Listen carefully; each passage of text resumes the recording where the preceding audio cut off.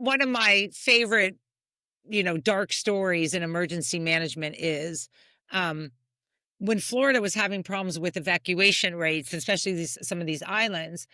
And, Mr. Freedom would say, I'm not going to move. I've got my, truck and I got my dogs and I'm not going to move, and freedom, freedom, freedom. And actually in a very conservative area, the emergency manager started this trend. It's now national, where he would say, Mister, I get your freedom. I love your freedom. I'm American too. I love your freedom. But do me a favor. Take this Sharpie pen and write your name and your social security number on your arm, because I'm not deploying resources for 3 days. And God knows what happens to a body when it's been in water for 3 days.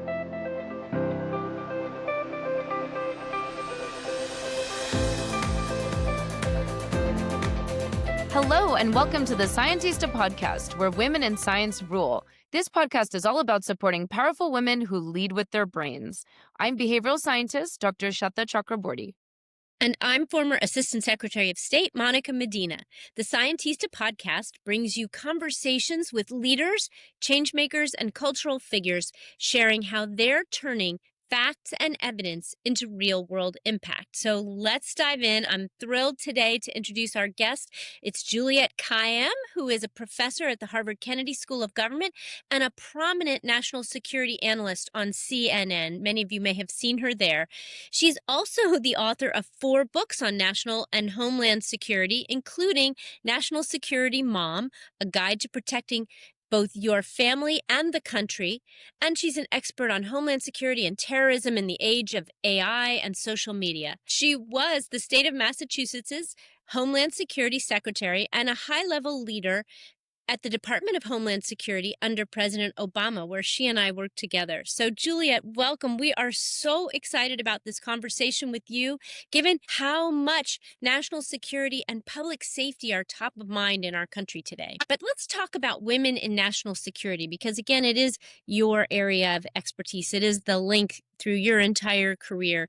How are women well suited for this non-traditional field? Tell us about that. Women, and there's literature on this, are personality-wise very well situated for the kinds of situations that national security puts them in. I do disaster and crisis management. That's my public role, private sector role, public sector role. And there's a lot of interesting data that's not like, oh, women are empathetic, which we are, but actually, why did female leaders, in particular mayors, prime ministers, and others, why were they particularly good leaders through a variety of metrics during COVID? And one of the takeaways is much more comfortable making decisions with limited information.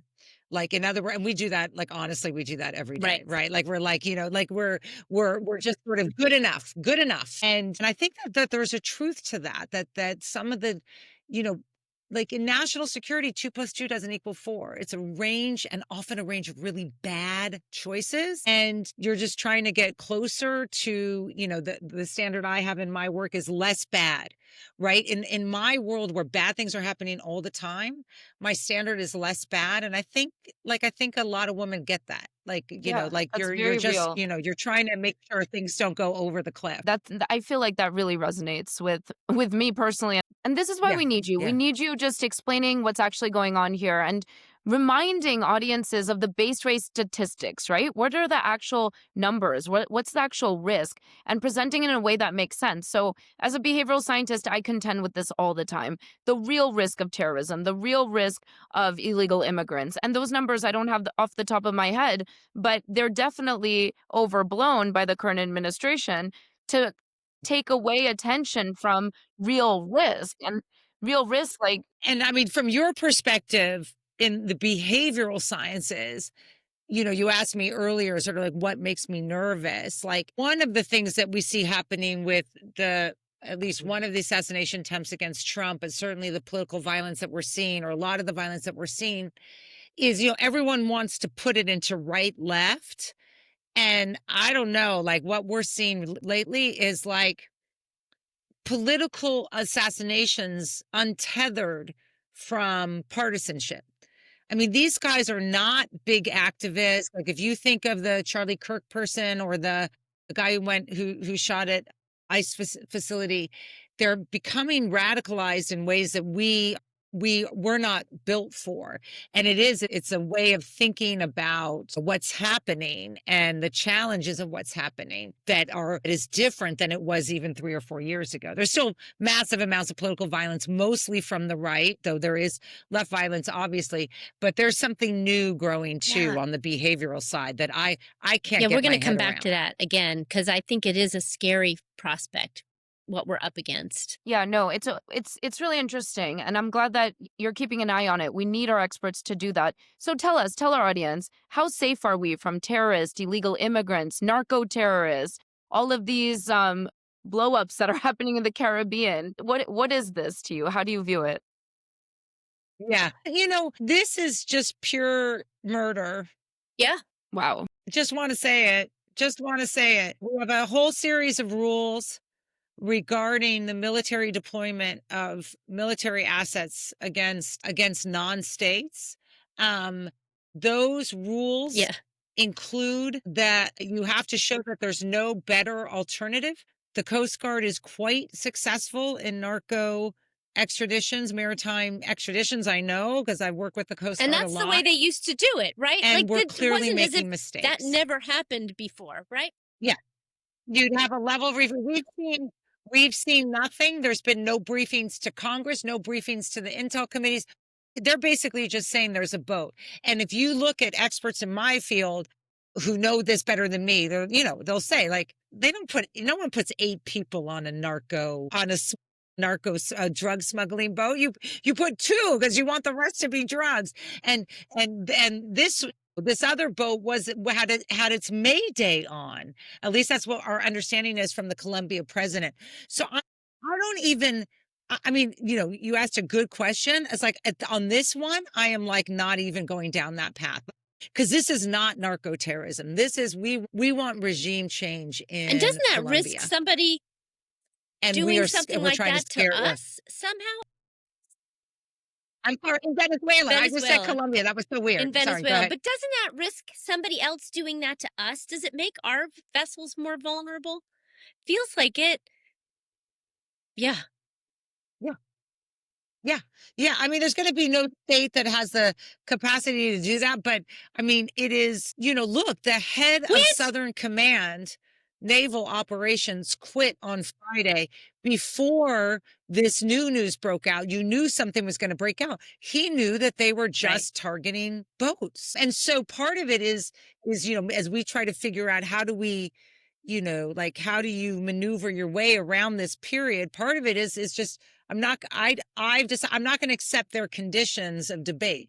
Like this, if you want to have a conversation about narco terrorism, or as Trump claims, first of all, fentanyl's not coming from Venezuela. I mean, it's such madness. But it's like this isn't it. This is about starting a war in the Western Hemisphere as an assertion of hemispheric control by Hegseth, who, I mean, you want to talk about gender, who, is making up for his lack of qualifications by, attacking DEI, attacking the military itself, and just making a fool of himself. I mean, Monica and I know people in the Pentagon. These people don't quit over just a minor disagreement. They figure out either how to persuade the politicians that they're right, or they accept the political decision and they Right. go and Yeah. make the best of whatever they have to do under that politician's decision. But it's never that they just quit in droves the way we're seeing. It's pretty shocking because they're just there to defend us. They really are trained to do nothing but that. So it's a little worrisome that there's so many that are leaving because who's in charge, really? So let's pivot to FEMA, a place you know well from your time at Homeland Security. And how about our readiness for future disasters and how we're dealing with the disasters that we've seen? We've heard a lot about it. I know in my old agency, NOAA, numbers are bad. There have been a lot of people who've been cut. And at FEMA, people have been cut and quit. And, these things that are sort of our social safety net after a disaster are really either stretched thin or the holes are giant. So talk about what worries you there. So, okay, here's my class in a nutshell. So, like, when or in my work, so what makes a crisis different, right? So, like, why, we have so many public policy problems. Like, what makes so I always say, well, it's because your runway is short, right? So, the crash landing is coming. We're not in the prevention stage. I'm not in the, so your runway is short. So, you only have two options. One is be ready. The other is find ways to extend your runway, give people more time. So when I think about NOAA, and this is what I've been writing about, and I think about DOGE and National Weather Service, to me, it's all about early alert systems, early warning systems, and situational awareness. People think of NOAA and National Weather Service Right. as, science. Right. Or just your everyday, like, I got to bring my umbrella. But they're intelligence assets, right? They're telling us what's coming and why and what how much time you have. And that, I think that the breakdown of those things is going to really harm our ability to be ready, because in a climate disaster, for example, the difference between life and death can be 30 seconds, right? You look at these girls, I know we were going to talk about it, but these poor girls who died in Texas in the flooding, the New York Times did a reenactment and like a retelling of it, like sort of what actually happened. It turns out if they had been given less than 4 minutes notice, in other words, they had been given notice 4 minutes before, if you had an early alert system, they would have been Right. able to get up to the elevated area where 4 the other minutes. campers were. 4 minutes, like that's what National Weather Service is it's giving you the 4 minutes. And so many systems broke down there, that including no early alert system. So that's how I think about those agencies. They're So it was really interesting because I watched some of the videos of people after the event happened, after all that loss of life. There were videos that surfaced about how in a prior time when they were talking about getting a first alert or an alert system in place, residents didn't believe the forecasts on which those alerts would be based. They thought because it was Biden's weather service, it was somehow going to be false. How do we even wrap our heads around that? What do we do if that's the state of our emergency system, that yeah, people so fundamentally don't trust it? yeah. Yeah, no, I think that's right. That's to our other like people's confidence in government. How do you rebuild it? So a couple things that we do know are starting to work, right? So, and part of it is just remembering that's still a small percentage of Americans, right? Like we live in the world of Right. everyone, was on one side or the other. Even in Florida, that is like banning, basically like criminalizing vaccinations, they still have an 80+% vaccination rate. So part of this is, how do you amplify the voices that are telling the truth? And that is, it may not be us, right? So how are we going to very tactical levels in terms of who's communicating and how are they Yep. communicating it? We found that, in terms of communicating or getting people to believe that, depending on the community, it could be a combination of carrots and sticks. So the carrots are, we're doing the sticks are, this is like, in evacuations, which is, you can stay here if you want. We're not Right. coming to get you for 3 days. Good luck.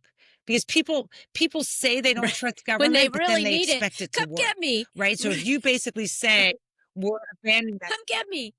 Yeah, exactly. Come get me or harm yourself. So one of my favorite, dark stories in emergency management is, when Florida was having problems with evacuation rates, especially some of these islands, and, Mr. Freedom would say, I'm not going to move. I've got my, truck and I got my dogs and I'm not going to move, and freedom, freedom, freedom. And actually in a very conservative area, the emergency manager started this trend. It's now national, where he would say, Mister, I get your freedom. I love your freedom. I'm American too. I love your freedom. But do me a favor. Take this Sharpie pen and write your name and your social security number on your Right. arm. Because Right. I'm not deploying resources for 3 days. And God knows what happens to a body when it's been in water for 3 days. And you know what? Mr. Freedom is in his car, Right. following. Yep, Look, yeah, I mean, you can only do that that's so effective. much, but yeah, it's a way of thinking about the social contract and how we communicate it. So we obviously need to build trust back in government, right? That's critical because these agencies provide that runway for security for families and for communities. You've made that very clear. I think coming out of this podcast, listeners will understand the critical role that these agencies play. Now, we've got to make up for that in the process, in the interim, while we work on rebuilding the agencies and rebuilding government. So we can go to your book on something like this, right? How do you think about security? How do you think about protecting yourself, your family, your loved ones, your community? So tell us, from your point of view, how can moms in particular protect their families in this time of so many risks that seem, so complex, so interconnected? We're talking about deep fakes, radicalization of young Yeah, men, that's exactly right. disinformation for kids, misogynistic culture that's dark, it's violent. Talk to us about how do you view all of this and think about how to inform moms and families about personal safety and security. Yeah. So it's a great question. So first of all, we talk in terms of safe or not safe. So right. And that's something that we have to get our heads around, especially as parents, that our job is to No minimize risk. risk, but there's no world in which there will be no risk. And so, parents, right, parents that are like, they're not allowed to do this or they're not allowed to do that. Like, I'm like, yeah, guess what? They're doing it anyway. I mean, part of it is just being realistic. I mean, I like to say we all, my parents wouldn't allow sugar cereal. Like, so where were Right. we all Saturday Having morning? Fruit We were Loops, at the Kalodni's down the Frosted street, whose Flakes. mother let them eat sugar. Right. They're like, they're going to find them, right? Like, exactly. Like, so, I mean, a couple of things. I mean, one is I think is this is a whole of community effort. So I've changed my mind about, I mean, like everyone else, I now think that schools should have bell to bell bans on phones because I think that does two things. One is it obviously helps the educational experience, but second, some of the data is starting to show it decreases a lot of the bad tendencies online, including radicalization. That when people are more engaged one on one, it's the isolation of it, Right. the not the loneliness, but the aloneness that is leading to this radicalization. So I think if you could cover like days. The other is certain if you can have a permissive house. Mothers and fathers work, they need the crutch of screen time. The kids are in the room, you want them to have privacy.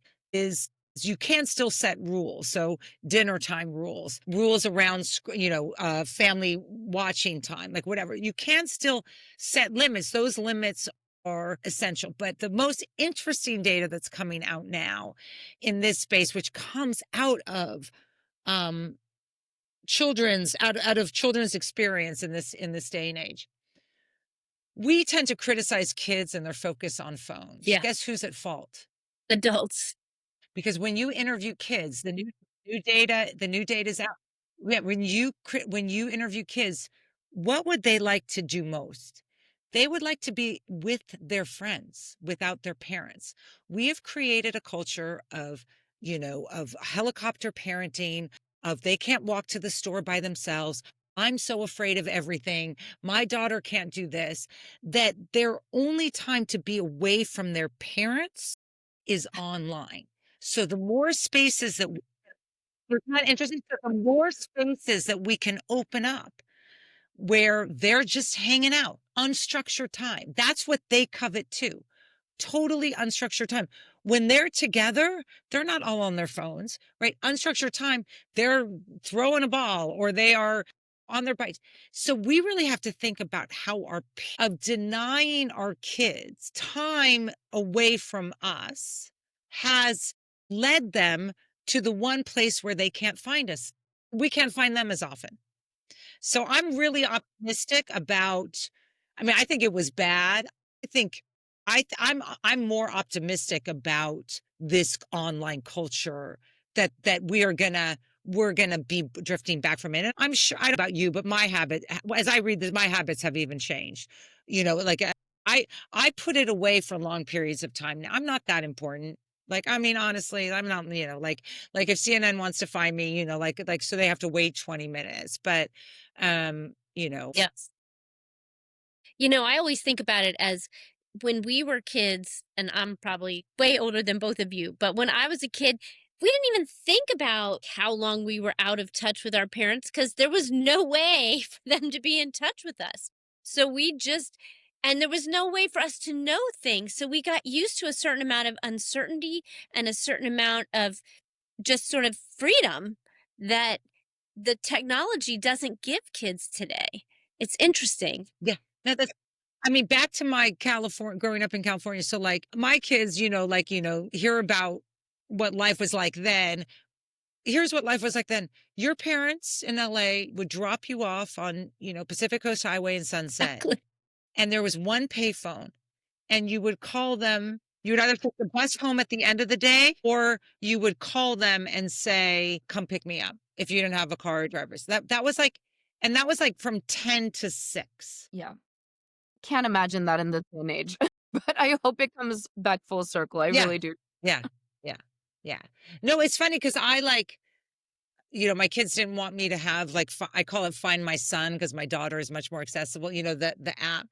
And I said to them, I'm not like checking in where you are. I was like, Right. actually, it will give you more freedom because I will be less nervous, especially boys. Like I can text one on like a Saturday morning, and then like, you know, 12 hours go by and I'm like, Right. should I be nervous that he didn't get back to me? But of course, then he'll be like, you just texted this morning. I'm like, well, that was like a long time ago in my mind. So I do think that some of this stuff in terms of radicalization is the extreme manifestation of aloneness, and it's gotten worse with this. So we got to figure out a way. Is it fair to say then, Juliet, this is what keeps you up at night?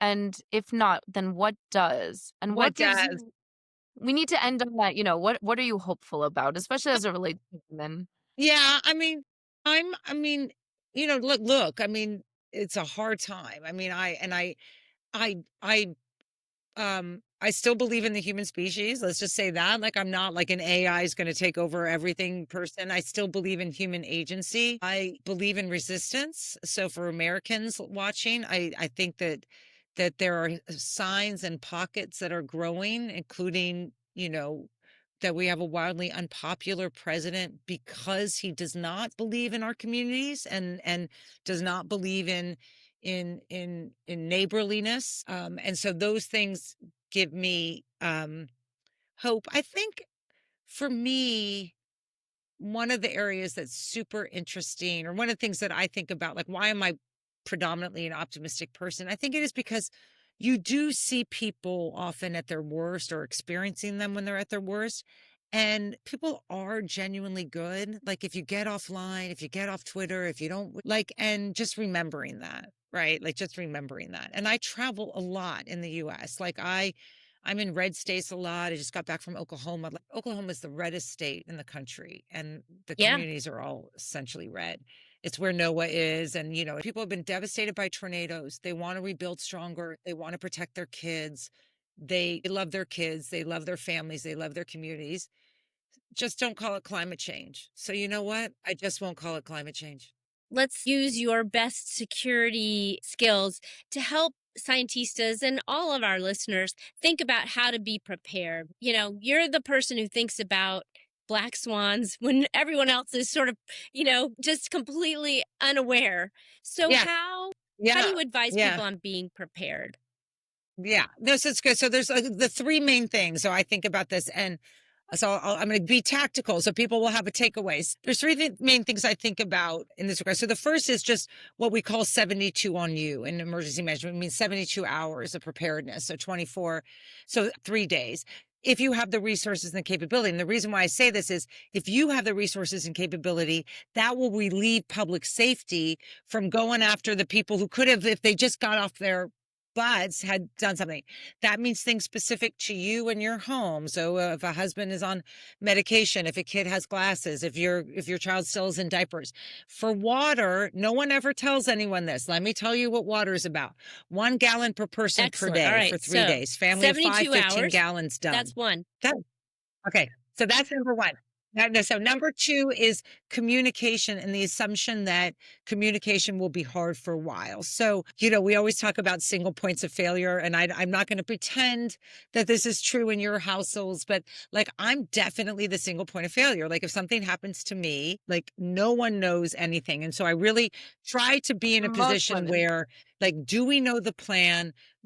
Are the kids empowered to know the plan? Do they, they're now not living with me now, but what would happen? And I grew up in earthquake country, so we were used to this.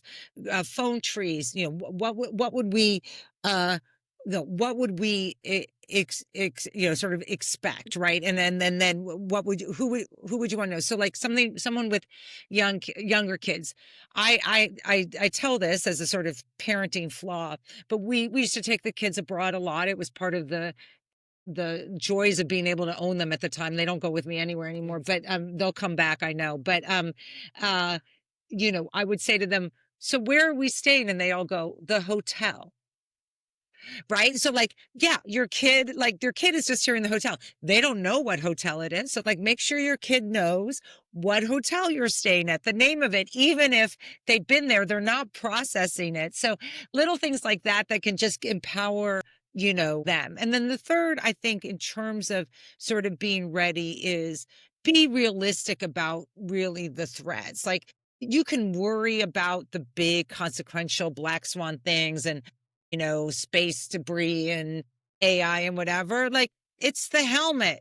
Like wear Yeah. the freaking helmet, and it's also modeling good behavior. I live in Cambridge. I'm a bike rider. We have bike lanes. It's just changed my life in terms of like just the transformative nature of being able to live in a city. And the number of dads in And particular they're that I not. see that are riding with their kids, the kids are fully helmeted and they're not.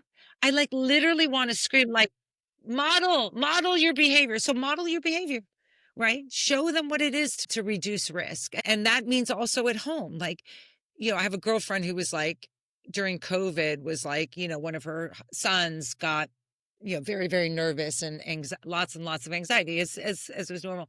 And then I'm literally on the phone with her and I hear her mumble because she has CNN on the background all the time. And I hear her go, oh my, like it was something that Trump did at the time, whatever. And I say to her, I was like, honey, I'm not going to say her name. She knows exactly this. I was like, honey, like, why do you think your son is anxious? Because you have the TV Right. on 24/7. It's COVID or whatever, or it's a war or whatever. And you're not giving him any agency. Like all he has. So like model your behavior about the kind of adult that you want your kid to be, and turn off the TV. Yeah, very sound advice. That's We incredible. loved it. Thank you, Juliette. And thank you for This was keeping it so great. real, being so direct, for the work that Thank you do. you.